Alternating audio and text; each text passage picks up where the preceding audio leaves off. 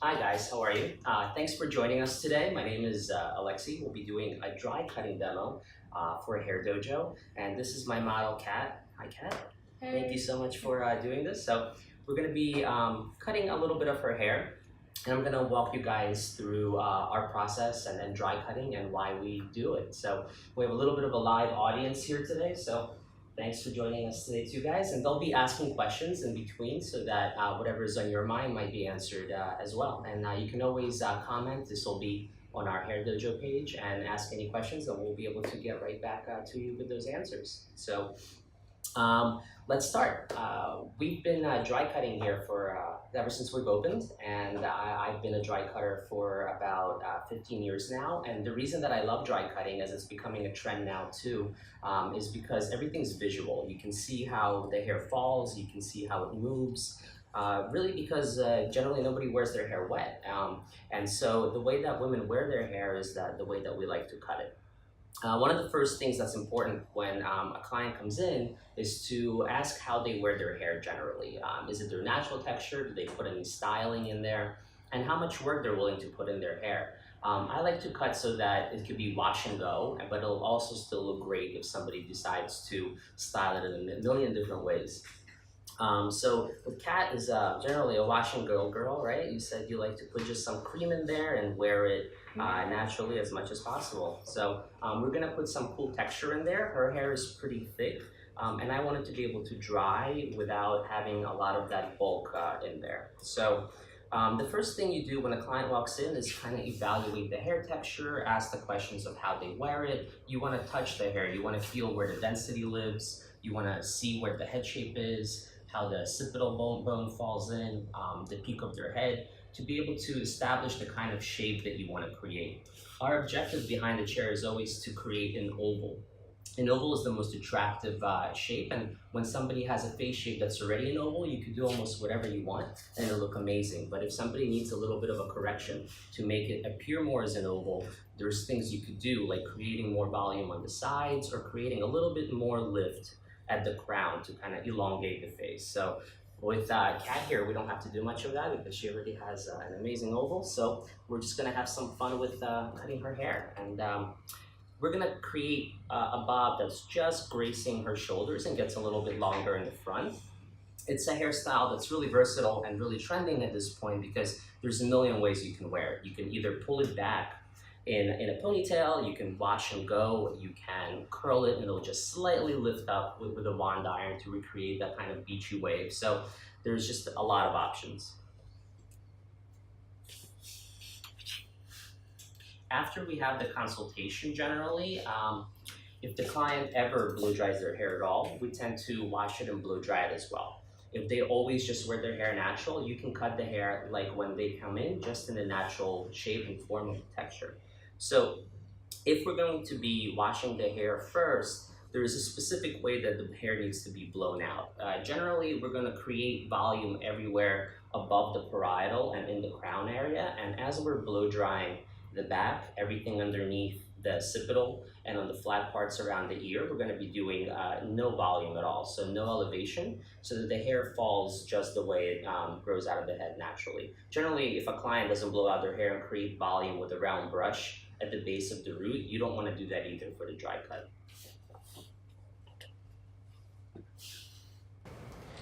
So we just sectioned off the hair, and with this sectioning, there's several different approaches you could take. I generally like to section off a large mohawk section so that I'm starting out doing the perimeter on the flat parts of the head. And just like building a house, I like to build a shape in the hair.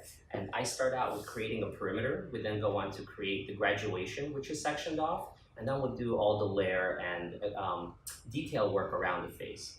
So starting with the perimeter, we're going to be creating the perimeter line by point cutting and kind of leaving a diffused but natural line that'll have a lot of movement. So depending on the texture of the hair, I'll use a flat iron or not. This way here, I'm just going to straighten out the ends a little bit, which bevel, so I can see the cut and shape I'm putting in.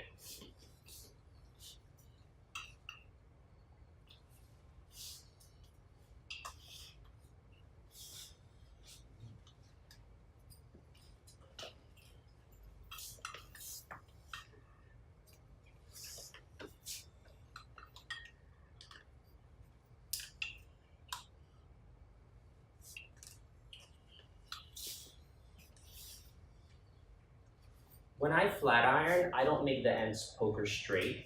I tend to bevel the iron slightly under so that I can see how the hair falls. When it's poker straight, it has this broom effect, which creates such a diffusion that you can't actually see the line. So just a little tip.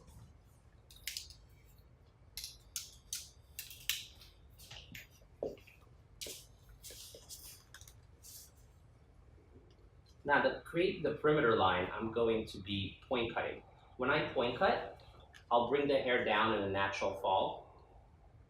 I'll hold the hair between my fingers without putting too much tension, and I'll separate my two middle fingers so that I could rest the shear on my ring finger. And then I'll go in point cutting, making sure that I'm closing the shear as I'm moving it away from my fingers, not to cut myself. I'll tend to use either the shoulders, making sure that the client sits right, or the base of the chair here, the backrest, to make sure that my line is straight, trying to figure out different reference points to create that initial perimeter.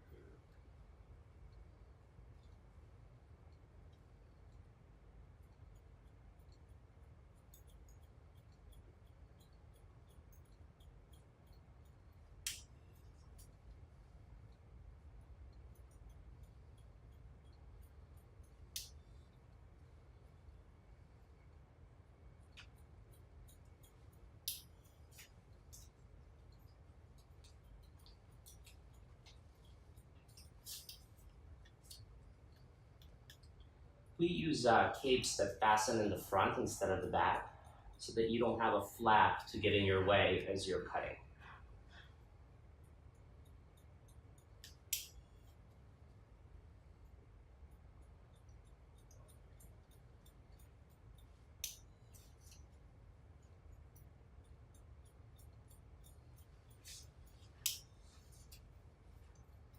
Any little hairs that are still kind of scraggling on the bottom, you can just go in and point cut right on the cape. Now I'm over directing everything back to create an A-line.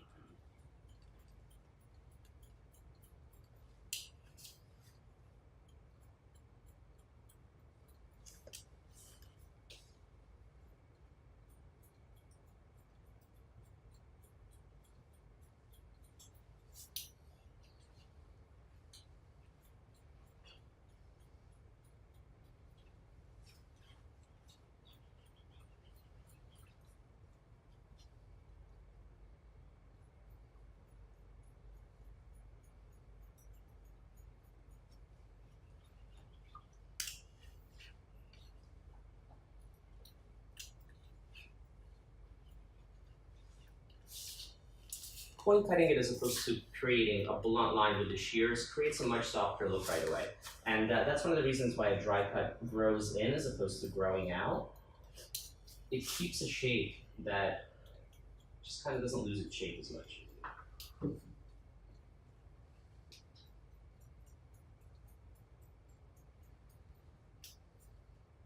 I'm still over directing everything to the back to create that A-line shape. If you would want the shape to be even everywhere, right behind the ear, you could take that as the guide section and then follow it around to make it even everywhere. If you want the shape to get a little bit shorter in the front, you could bring everything to the front of the shoulder and cut off this point.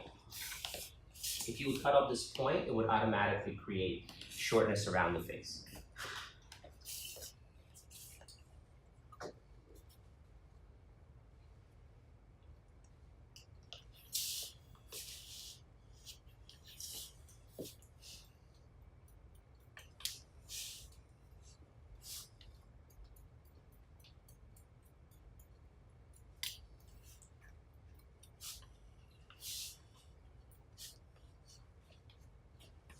I'll bring both points in the front and just visually make sure that they're even.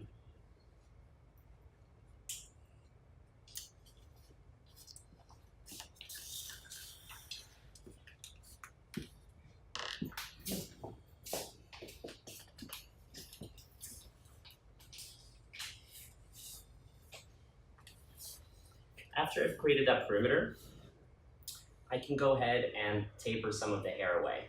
When I taper, I take away bulk while leaving some of the length to create a graduation. This creates a shape within a shape and diffuses that line even more. So just by looking at the line, I can see that some of the weight lives right behind the ear. And those are the places where I'm going to concentrate. So when I taper, I'll use my shear to scoop up a section of the hair. I see what's left behind to make sure I'm not creating a hole. And with the shear, I'm going in a circular motion, closing it as I'm going towards my fingers, removing that bulk.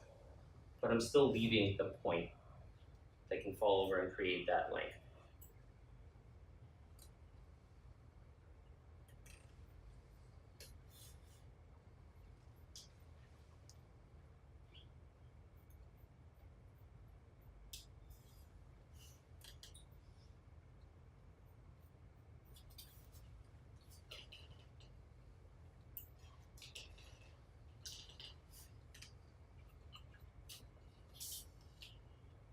To cross-check any weight, you can pick the hair straight up and see if there is any heavier pieces. Then you can take the shear by scooping in, closing the shear, and taking out any pieces that are still more dense. Again, what this creates is an arc underneath the hair, both by cross-checking it and tapering it, with the short hair pushing on the long hair and making it collapse under itself. And you can do a whole haircut with just tapering to create those shapes within shapes.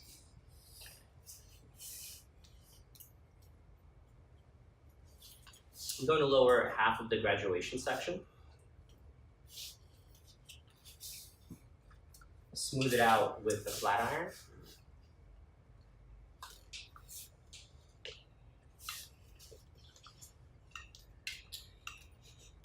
Another way to smooth out the hair without making it flat is you can, especially if there's like a little cowlick or crease at the root, is just by placing the iron right underneath the hair and pulling the hair on it and moving the iron back and forth. This will straighten the hair without taking away a lot of the volume.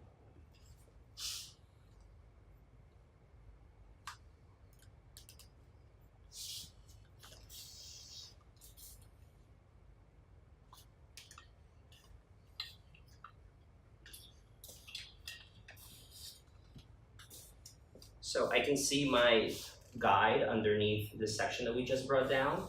And by picking up the hair at the perimeter, my fingers are the guide to the length that I want to create. Because I know that if I pick it up here, and this is where I start cutting, when it falls, it'll fall straight to the same place. So by picking it up and tapering,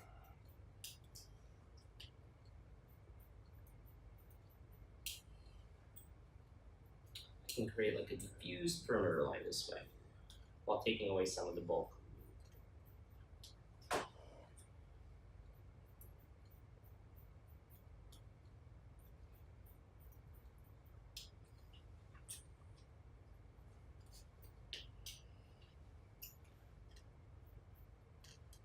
Now I'm not using the comb to section at all, I'm just picking up the hair with the shears, and then when I'm done doing a panel, I'll use the comb to reset, see where there's still longer hair I want to cut off, and go back the other way.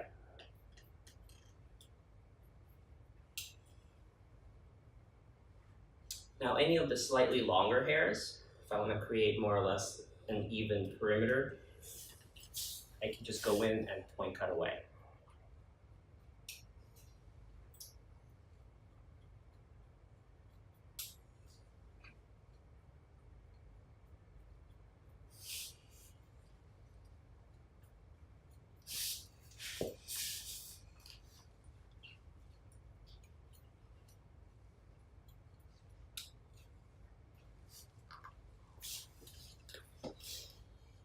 And this creates that diffused line.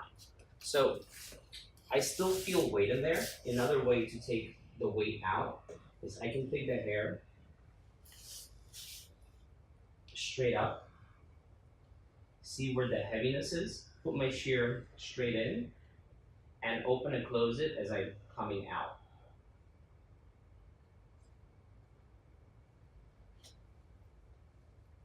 Again, I'm not taking away any length, just decreasing that bulk.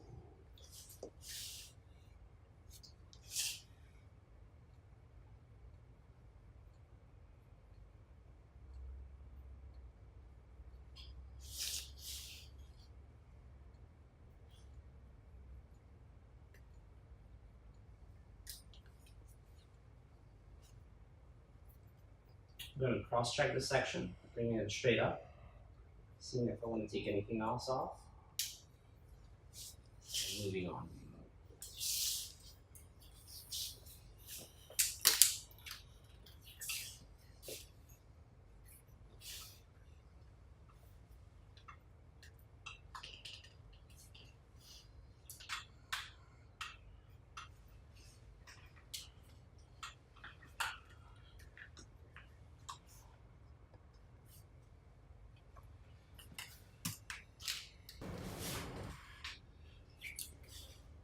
So if you want to create graduation with a taper, instead of picking the hair up straight at the perimeter, you can scoop it up from where it grows, right from the scalp.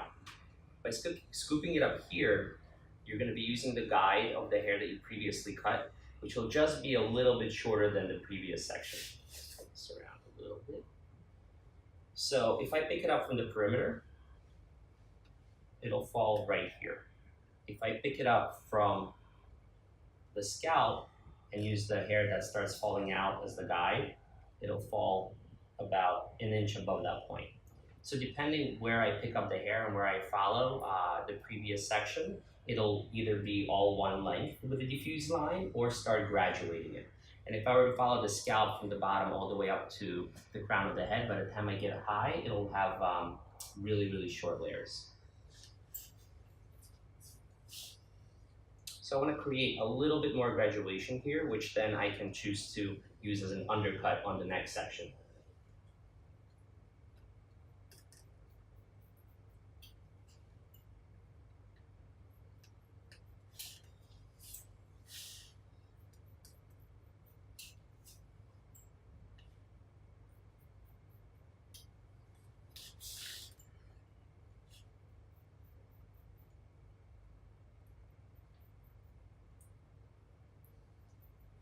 Now I'm pulling the hair out from where it grows on the head. If I would be cutting behind the chair without doing this video, I would be following along. So I would pick up a section to my chest and I would move around the head as I taper.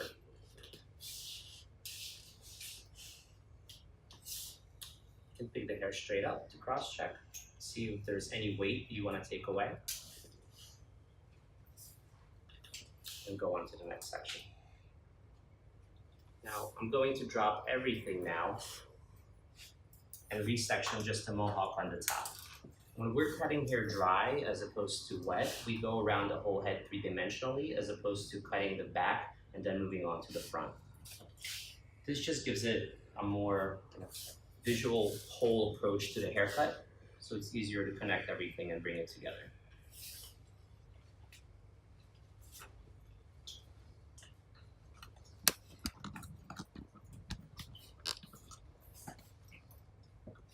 Cut the hair a little bit with a flat iron.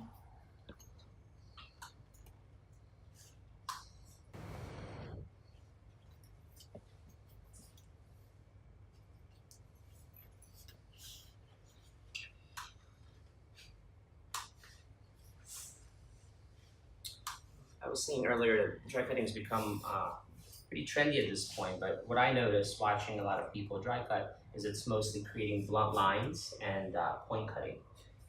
And there's other techniques to be used to create a diffuse shape. So going back to the perimeter here, I'm going to establish the length and then start going into point cutting the hair a little bit as well to show you guys how to do that.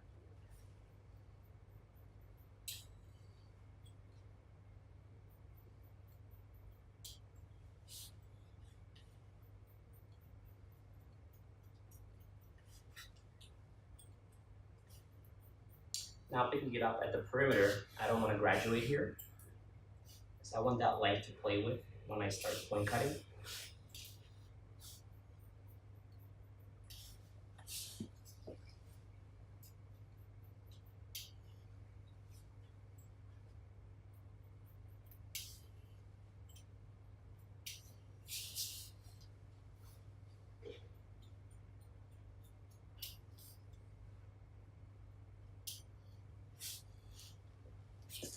check that your line is even, you can also comb everything down and just put your hand right on top of the hair.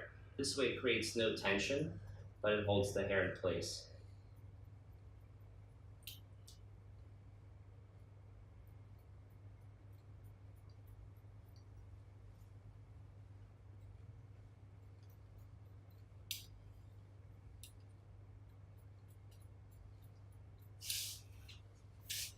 To point cut, I'm going to be taking little V sections with my finger in the comb and bringing the hair straight up. I can see the line, the graduation in reverse here. I can see where I want to take away some weight, or even if I want to take the length away, which is this point right here. When I point cut hair, this takes a lot of practice. You want to make sure that your still blade always lands in the same place on your hand so that you don't cut yourself. You also want to make sure that the shear closes as it's coming out. And then you can go super fast if you get that with muscle memory.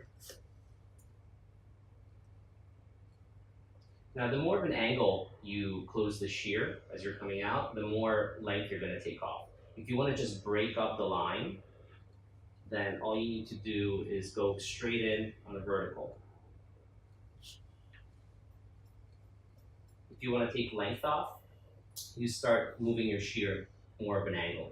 Now, the ultimate angle would be cutting a straight blunt line.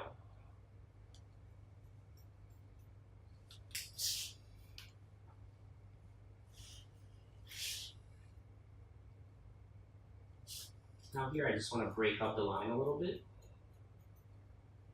And then with the scooping technique that I was showing earlier, I'm going to open and close the shear as I'm coming out. And what I'm creating are these longer points that keep the volume but create like an airy feel.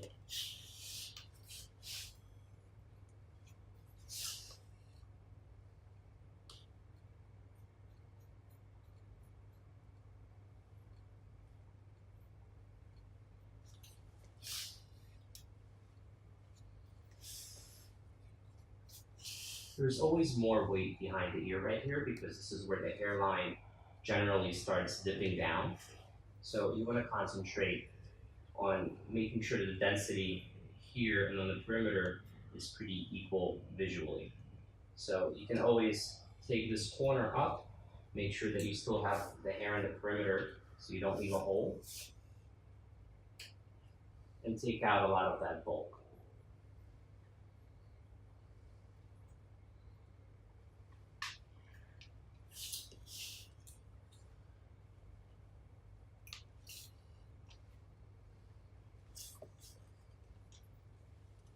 You can probably do the same thing on the other side.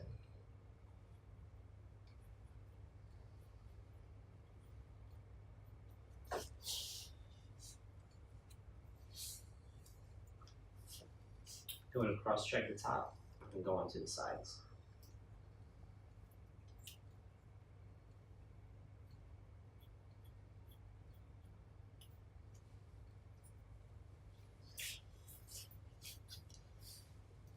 Now, to take off the length on the sides, I'm just going to taper to this longer point, over directing these pieces forward.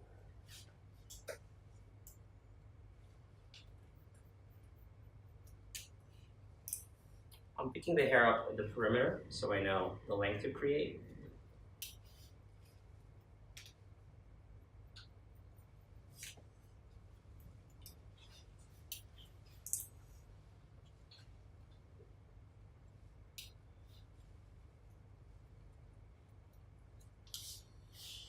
And doing the same thing on the other side.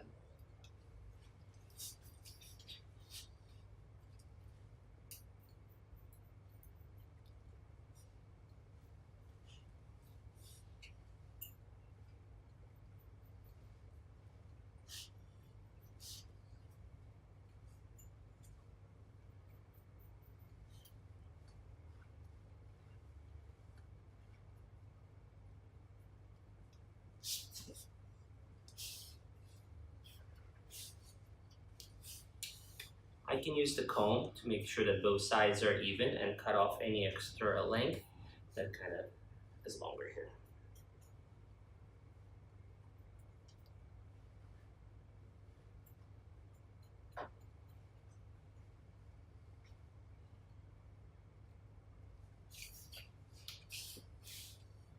You can play around with the density to make sure there's no extra weight here that you want to take away, and I find that it's still a little bit heavy right above the ear.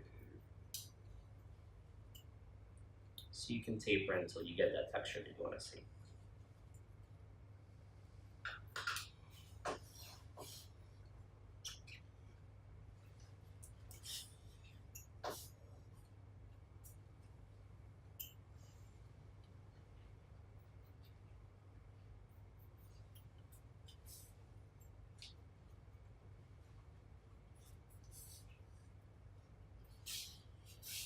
I'm going to lower the rest of the hair down. Prep it with a flat iron, finish off the shape.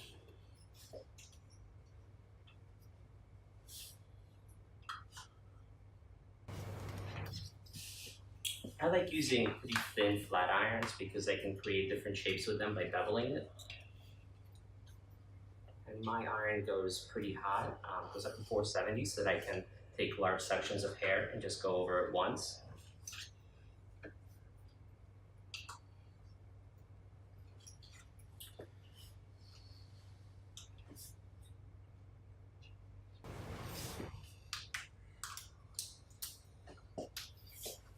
The shears I'm using are 5 inches. They're really, really fine, and I can use these to taper, to point cut, to create blunt lines. I also like to use larger shears when I want to take away a lot of the bulk and really cut deeply into the hair, which are a pair of these 7-inch shears. And I like the variety depending on the hair I'm working with or what detail I want to create.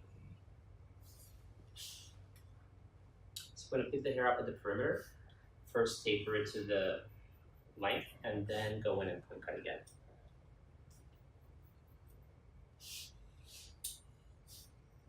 You want to make sure when you're tapering that you're not just going back and forth, that you're actually going in a circular motion and closing the shear. Otherwise, you're going to mess up the cuticle. If you see little white flakes on the hair, that means you're shaving the cuticle off in the opposite direction as opposed to actually cutting the hair. And that's why it's super important to have really, really sharp shears.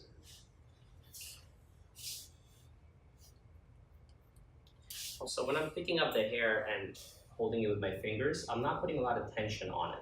You want the hair to almost fall into the shear as you're closing it. That's what creates that airy feel.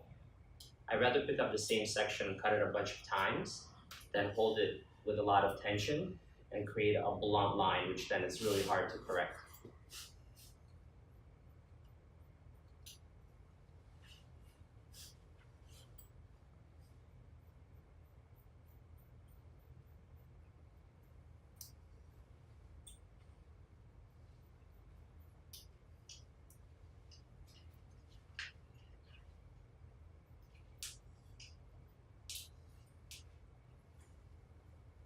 Here for the length, I'm over directing back again to maintain that A-line with the layers.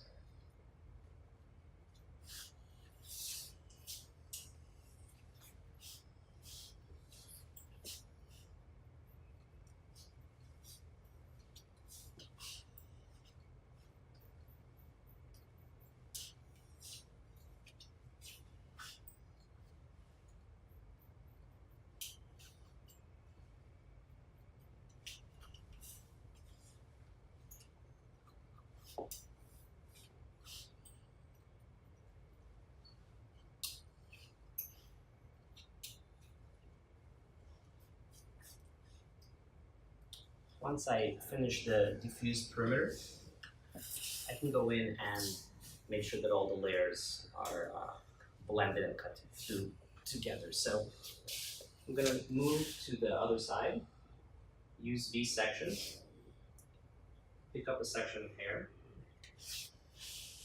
and this is where you can decide also if you want to create a shorter layer or if you want everything to kind of be on the longer but piecier side. So I want to keep the length on the layers so that she has versatility with her hair, but still take a lot of that bulk out so it doesn't really become super heavy and protruding back here. So you can pick up the section, cut off any dead ends or scraggly hair here, and then scoop out all of that weight.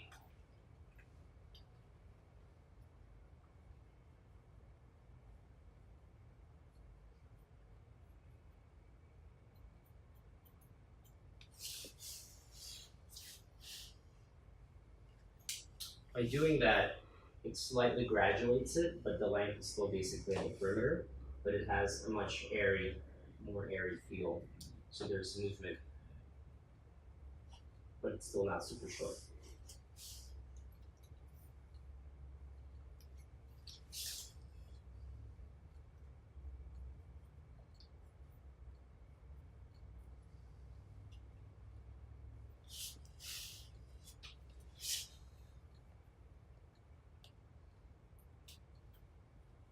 I'm not slide cutting, I'm actually opening and closing the shears and moving them upwards. I try to never go against the cuticle. And I'm always mindful of how the hair is actually going to grow out of the shape, or rather, like we said earlier, grow into it.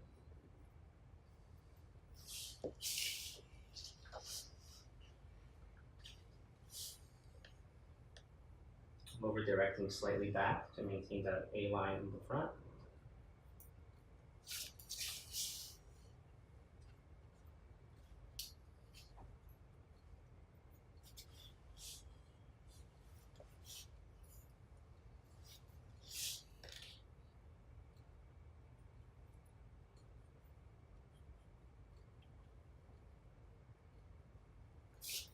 And you can do the same thing on the other side.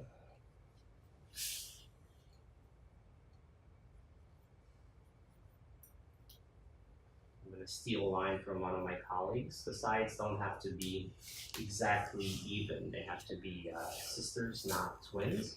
So everything visually needs to make sense, but if you start picking it out and making sure that everything is perfectly even, the haircut actually won't look even. It needs to be balanced, not even.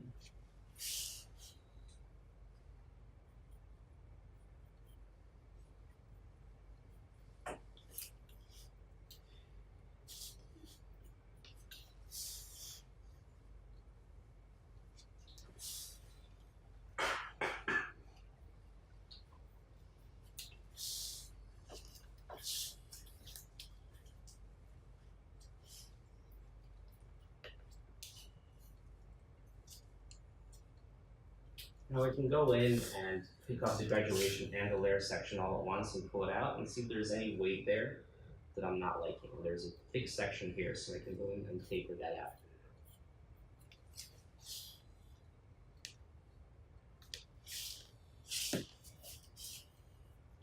When I'm cutting hair, especially thick hair, I like to use a wider side of my comb. This way the hair doesn't get stuck and the comb doesn't get stuck in the hair.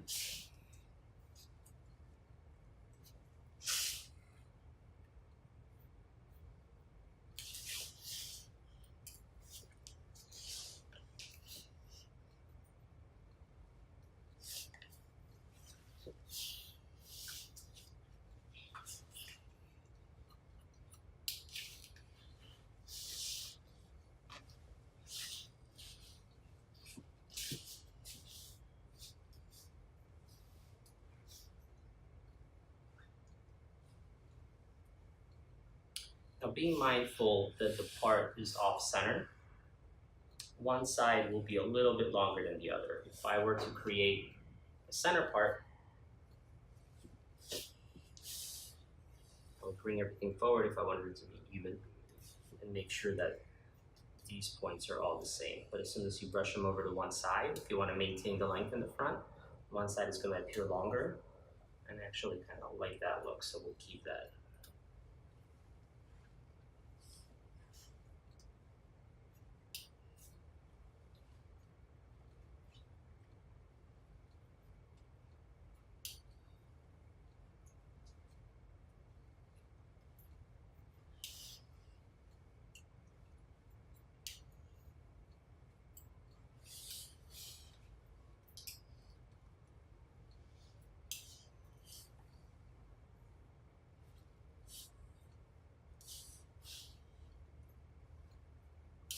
But if she were to flip her hair around, it would do the same thing on the other side. I don't like cutting on a particular part. I want hair to be able to be moved everywhere and it still makes sense and it's beautiful. I'm gonna go ahead and cut the top to make sure that everything is balanced and even as well. So for that, I would just pick the hair straight up and cross-check everything. You're gonna have some little hairs here that you can just go ahead and cut off. Be mindful that you're not taking the length that you created off.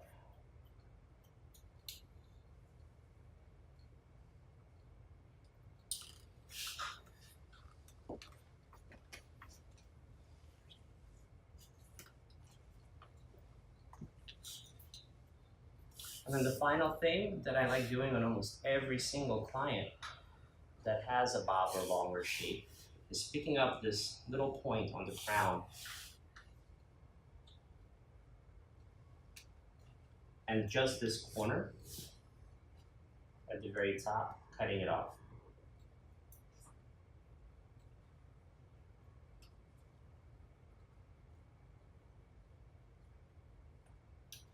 This is the hair that it disappears in the back.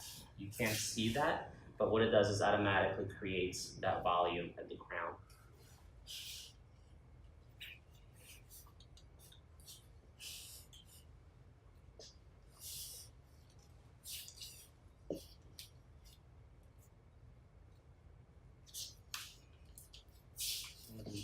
One more once over to make sure that I like how the shape is falling in.